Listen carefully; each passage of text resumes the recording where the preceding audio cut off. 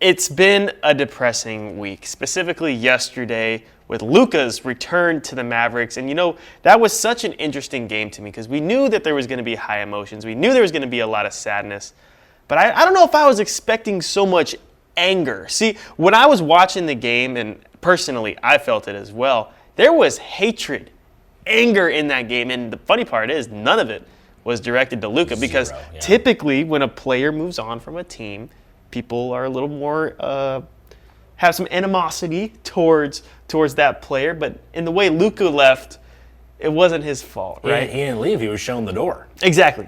Shown the door is actually the right word.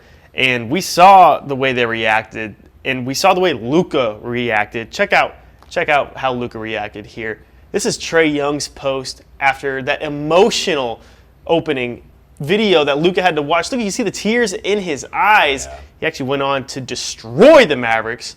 It was 45 points throughout that entire game. Heck of a showing for Luka. Did you see Mark Cuban's reaction? I saw him reacting to the Fire and Eco chants, and he just looks distraught. He just looks like. I think that's a good word for everybody in that whole arena that was kind of feeling that. I don't know exactly what the 7 stages of grief are, but we went through at least a few of them yesterday. There's the disbelief one. We all went through that one. We're all just like, what?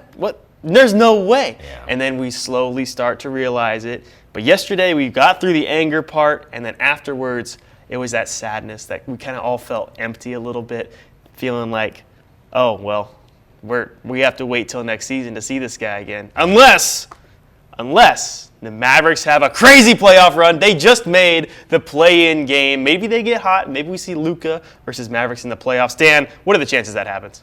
Oh, boy. I mean, obviously I would have to look at the whole bracketing and the seeding and such, but I mean, it's kind of hard to see. I mean, the Mavs could win the play-in, sure, but it's kind of hard to see them going a lot further than that just because, obviously, we're talking about Luka's gone, Kyrie is gone, he's injured.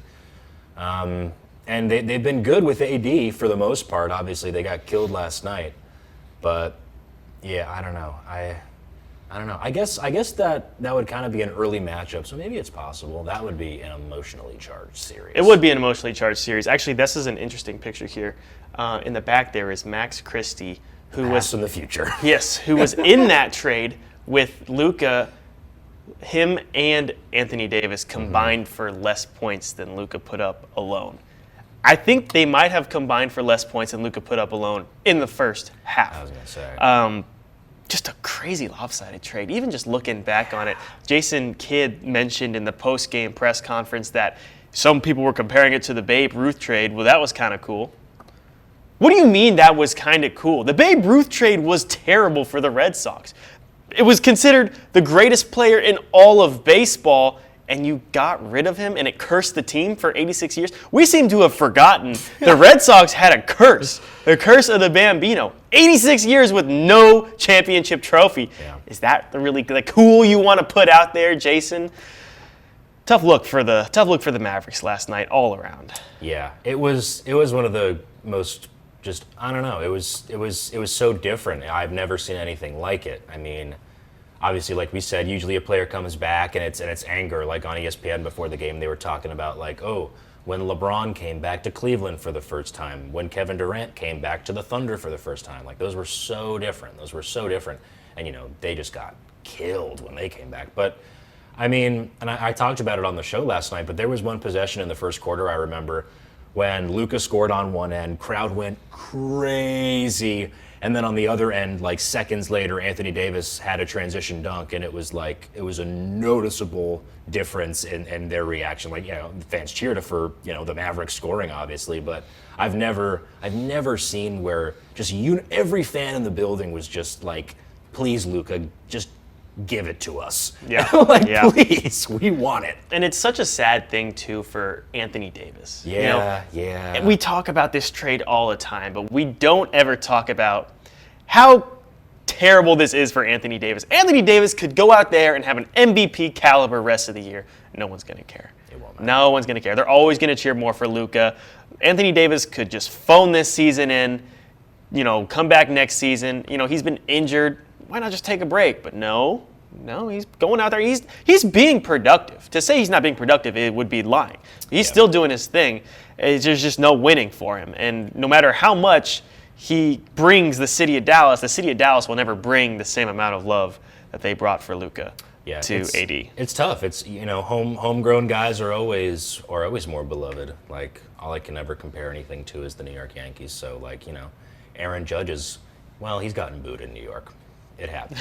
Like, New York's There's a time I remember him was striking out a lot. New York's a crazy place, but Giancarlo Stanton got booed in his second game, or I think literally his first, because 2018. We had like 3 strikeouts in a row, something like that. Yeah, they started on the road, and he was great on the road against Toronto. He hit 2 home runs on opening day, and then the Yankees came back and played their first game at home. I think he struck out like 4, maybe 5 times, and immediately first game at the stadium got booed. And it's just like, this would never, again, it has happened, but like this would never happen for an Aaron Judge, who's somebody who came up through the system. Obviously, it's different in the NBA. I mean, the Mavericks didn't even draft Luka, but they basically did. It's just different. It's just a different kind of love. If you're Nico Harrison, are you showing up to that game? Are you having forget showing up. You're there. Are you showing your face at that game? I'm hiding. I'm in like some owner's suite type thing where like the cameras have to get in a real specific area to find me. Like I'll be there, because if you're not there, obviously it's a big story. So I'm there, but I'm hiding. I think I'm there. I respect him for showing his face. He's standing by it.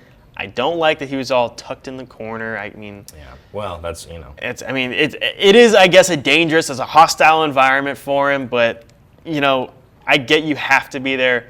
Nobody wants to see you there. No. Sorry, Nico. Yeah, and all I could think, not all I could think about. There's a lot of stuff to think about from last night, but just the entire arena, fire Nico. And I think back to, when the trade was initially made and they like kicked a guy out for having like a fire Nico sign or for chanting fire Nico or something. And I was just thinking to myself, like, well, they can't get all of them. You can't kick out everybody. And it was everybody. It was crazy. Yeah, last night I think it was just like everything fans had bottled up for weeks now since that trade happened got to explode all over the court, just raw emotion everywhere. It was kind of beautiful to see, really. Hearing it through the TV, people are coming together to hate one guy who you're supposed to love. Yeah. Can you name another GM in the NBA? Rob Pelinka. That's the only one. Yeah, but it's tough. There's just not many. Lakers. How many? Good, the Lakers GM, right. Because he's going out and making these trades. You're not supposed to be tight with the GM as a fan. You're not supposed to know them like that. It's supposed to the casual fan, you don't know the GM of your team, and if you do, it's probably not for a good reason. You know what I mean? It's what we saw last night. Dallas still has a lot of healing to do, clearly. Yeah. I don't know. They're not at the acceptance phase of the 7 stages. No, and Luka, interestingly, seemed like he was there. Yeah, he was upset. In post-game, he was like, you know what, it's time to move on. But we'll see. He could just be saying that. Sometimes you say that. But he's urging fans to get there. And I think maybe somewhere down the line, deep down the line, the fans will get there too. But I wouldn't hold my breath on it. Dallas holds grudges. Make sure you check that video out in our channel as well. We made something about that.